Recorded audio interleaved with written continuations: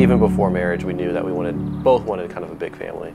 So starting out, we got pregnant really early, and we had our firstborn, Malachi. He's almost 3 now. He's a goober, and he likes to talk and run and play. So about a year after Malachi, a little bit later, you know, give or take a couple months, we started trying to have a second kid. So we conceived and found out we were pregnant. We were really excited because we want a big family, and so that was obviously a step towards that. It was, as far as, you know, you want to say normal, it was a very normal pregnancy. And then week 20 is when you can have your anatomy scan. Yes. At the anatomy scan, the nurse who did the ultrasound, she was pretty quiet.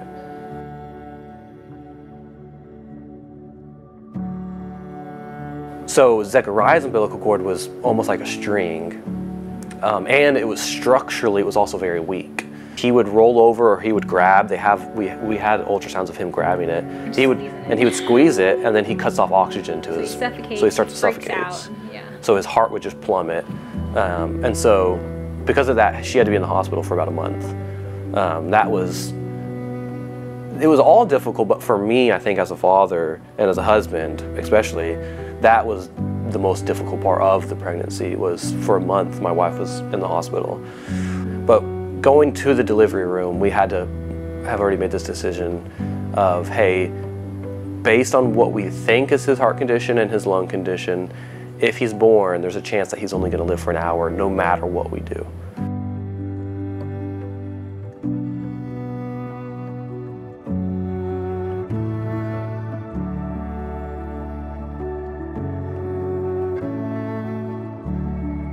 And so that was a decision that we had made through prayer and a lot of talking with friends and countless nights talking with each other that, hey, if, you know, our OB doesn't think that there's a chance that he'll live, let's just hold him for an hour.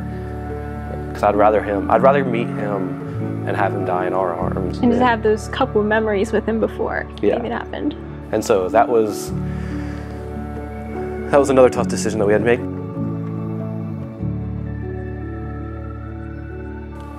During the first couple months, he's intubated, and but as he gets bigger and as he grows, they want to trial a CPAP, and so we're like, okay. So they trial a CPAP, and he's strong enough that he can do it, but he doesn't like it.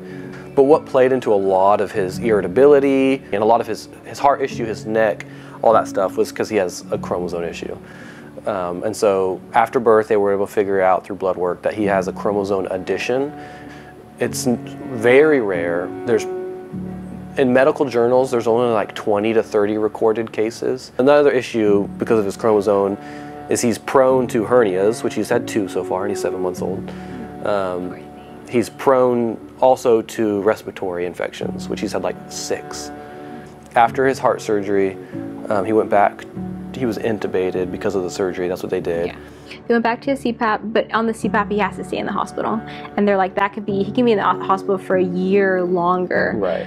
But if we put him on a trach, then he can go home on a trach. And that's a little tube into his throat, so we can help him breathe. And with having a trach, he has to have a G-button because he can't drink past the trach. Yeah. He's also never drinking a bottle or breastfed his whole life. Point, yeah. So. Yeah, so we learned really quick, and then month was he come home at 6 or 7? Almost 7 months. So basically 7 months is when we got to bring him home. But now that he has the trach, we get to hold, like at this point in his life, we get to hold him anytime we want. And now that he doesn't have like a trunk covering his face, he can now see us and recognize us, and he gets really excited when we lean over his crib or play with him. Yeah, and I mean, the Lord has been faithful in allowing him to come home and allowing Malachi to be so gentle and so loving. In his sovereignty decided that, you know, he was going to allow us to go through, right? And he was there, and he was strengthening us, and he was with us. And so as long as we were leaning on him, right? And there was times where we weren't leaning on him, and that was evident because we usually had really big fights or just absolutely terrible days. And so, yeah, without the Lord, this would have been so much worse.